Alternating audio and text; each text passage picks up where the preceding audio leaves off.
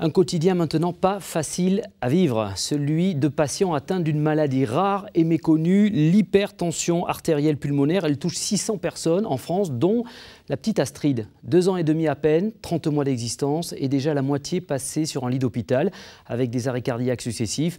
Son père a organisé une journée de sensibilisation pour faire connaître la maladie, récolter des fonds pour la recherche. À 7, Isabelle Brice et Sylvie Bonnet. Je reste là. Depuis sa naissance, Astrid souffre d'hypertension artérielle pulmonaire.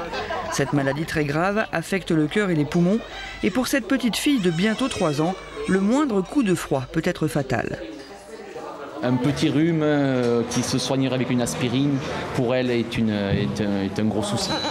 Elle ne respire que sur un poumon et automatiquement, si le poumon sain est attaqué, ça a de grosses conséquences et ça peut nous amener en réanimation tout de suite.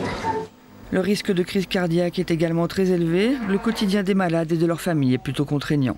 Il n'existe pas de remède miracle, mais depuis 5 ans, grâce à la recherche, un médicament efficace a pu être mis au point. Déjà, on a une espérance de vie qui est augmentée. Après, la qualité de vie semble également améliorée, même s'il faut qu'on l'étudie de façon un petit peu plus formelle. Le nombre d'hospitalisations est diminué. Et puis, on a quelque chose de relativement fiable, c'est un test de marche qu'on fait. On fait marcher les patients pendant 6 minutes. Alors, c'est sûr que chez les tout-petits, on ne peut pas le faire.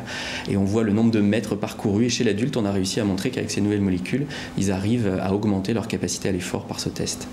Et plus la maladie sera connue, plus la recherche pourra avoir les moyens de progresser. C'est cet espoir qui fait vivre les parents de cet enfant. En France, l'hypertension artérielle pulmonaire touche environ 15 personnes sur 1 million. Astrid est la plus jeune patiente suivie pour cette pathologie au CHU de Montpellier. Une conférence sur cette maladie a lieu ce soir 20h30 au Théâtre Molière à 7.